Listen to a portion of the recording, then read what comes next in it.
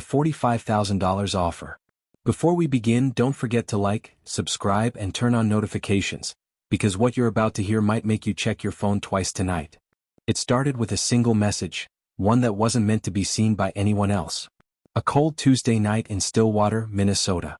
The wind howled down empty streets, rattling store signs and sending dry leaves scraping across the pavement.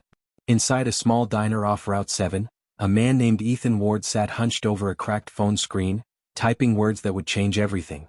He looked like any regular guy, thick jacket, coffee-stained cap, calloused hands from years of factory work. But on that night he was doing something dangerous.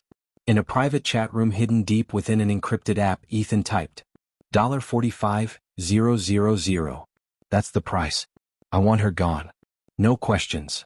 The message vanished the second he hit send. He took a sip of his cold coffee and looked around. No one was watching. The waitress refilled his cup and smiled politely. But something about Ethan's eyes made her uneasy, like he wasn't really there. Across town, 32-year-old Maya Jensen, a data analyst who freelanced for local law enforcement, was running a cyber sweep for illegal activity. She didn't expect to find anything major. It was a routine assignment. But that night, her software flagged a strange encrypted message that bypassed standard filters. She decrypted part of it and froze. The words $45,000 and gone flashed on her monitor. The rest of the text was gibberish, but it was enough to make her gut tighten. Within minutes, she called her supervisor. There's something here. Someone's trying to hire a hit. What Maya didn't know was that Ethan was watching her too. He'd picked her profile picture from a public forum weeks earlier, thinking she reminded him of someone from his past. Someone he blamed for everything that went wrong in his life. That night he thought he was invisible. But he wasn't. By midnight, the cyber unit traced his encrypted message to an IP address bouncing off several servers, one of which led back to an old storage facility outside Stillwater. Police moved fast. 2 unmarked vehicles rolled in quietly. Inside they found nothing but old furniture, dust, and a laptop sitting on a wooden crate. The laptop's webcam light was on. The screen showed a live feed of Ethan sitting in that same diner, still typing. It wasn't just a message anymore. It was a confession in progress. As officers watched, Ethan opened a folder labeled Proof. Inside were dozens of photos. Public figures, women who worked in law, even a few local reporters. Each image had notes beneath it. Times, places, money. Is this a joke? One officer whispered. But then Ethan looked straight into the camera, like he knew they were watching, and smiled. Across town, Maya's screen glitched. A new message appeared in her inbox, no sender listed. You shouldn't have seen that. Her lights flickered. Her phone buzzed once, then went dead. Somewhere out there, Ethan Ward stood up from the diner booth, dropped a few bills on the table and walked into the cold, empty night. The morning after the message, Stillwater felt colder than usual. Frost coated every windshield, and the streets were quiet except for the hum of distant traffic. Maya hadn't slept. She sat at her kitchen table, staring at the words still burned into her mind. You shouldn't have seen that. Her laptop was unplugged, her phone off, but somehow she still felt watched. Every sound, the creak of her old fridge, the ticking of the clock, made her jump. She wanted to believe it was paranoia, but deep down she knew something real had been set in motion. Meanwhile, at the local sheriff's department, detectives were reviewing footage from the diner. Ethan Ward had paid with cash. No card, no ID. But one camera caught a clear glimpse of his truck, an old gray pickup with a cracked taillight. That was all they had to go on. Detective Ron Anders, a man known for never losing a trail, was assigned the case.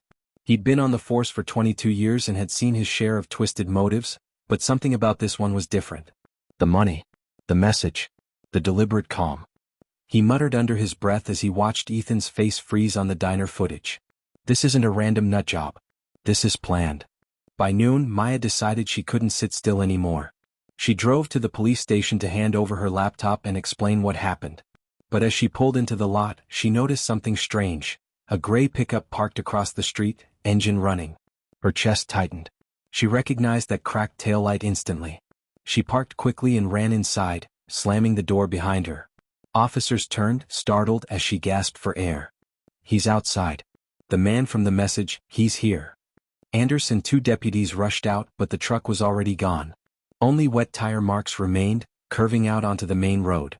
Inside the station, Maya sat trembling. Why me? She whispered. Why would he come after me? Anders looked at her with quiet concern. You weren't supposed to see what he sent. Maybe he thinks you're part of whoever he was targeting.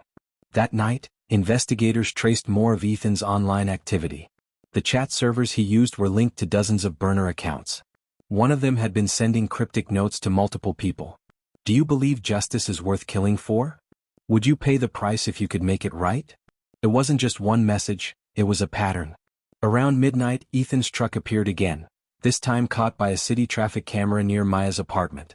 He never looked at the camera, but his face was visible enough to confirm the match. Police patrolled her neighborhood through the night. Nothing happened. But when Maya woke up at dawn, she noticed something on her doorstep, a single envelope unmarked.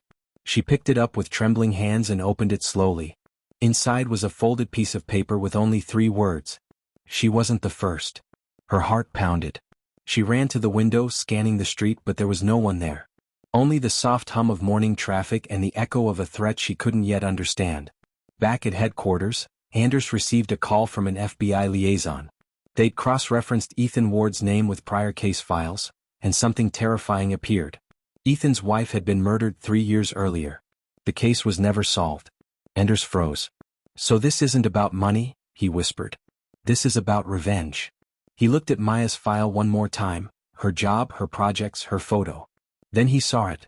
Her resemblance to Ethan's late wife was almost exact. Somewhere out there, Ethan wasn't hunting a random woman. He was trying to finish what grief had started. The third night brought rain. Heavy, endless rain that blurred the edges of Stillwater's quiet streets and turned everything into shadow and reflection. Maya hadn't left her apartment since finding the envelope. Every creak in the hallway made her heart stop. Detective Anders had stationed 2 officers nearby, but he knew it wouldn't be enough. Ethan Ward had vanished. No phone, no cards, no signal. Just silence.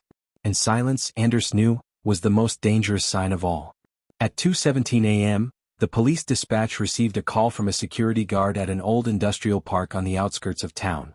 The man reported movement in a storage facility that had been shut down for years. Anders didn't hesitate. He grabbed his coat, called in backup, and sped through the rain. When they arrived, the guard stood trembling near the gate. I saw a light, he said. Inside Unit 14. No one rents that one anymore. Anders nodded and entered cautiously. The lock had been pried open, the door slightly ajar. The air inside was damp and cold, smelling of rust and mold. A single bulb hung from the ceiling, flickering. In the middle of the room sat a wooden table. On it, an open laptop, its screen showing rows of photos. Dozens of women, all resembling Maya, each labeled with dates and locations. Anders' jaw tightened. This is his pattern, he muttered. He's been watching them for years. Suddenly, a faint noise echoed behind the units, footsteps, slow and deliberate. The officers raised their flashlights, cutting through the dark. And there he was, Ethan Ward. His face pale, rain dripping from his hair, eyes hollow. He stepped forward calmly, hands slightly raised. You shouldn't be here, detective, he said softly. This isn't about you. Anders kept his voice steady. It's over, Ethan. You've gone far enough. Ethan gave a tired smile. You think you stopped something? I was just trying to make it right. He pointed toward Maya's photo on the laptop, was supposed to help me. But she saw too much. Anders took a step closer. What did you want from her? Ethan looked past him, his voice trembling. I wanted her to see what justice costs. Before anyone could move, he reached into his jacket. But instead of a weapon, he pulled out a flash drive and tossed it onto the ground. Everything's on there. Every name. Every deal. You'll never stop them. Then he whispered something none of them could fully hear, a single sentence swallowed by the rain, before backing into the shadows of the next corridor.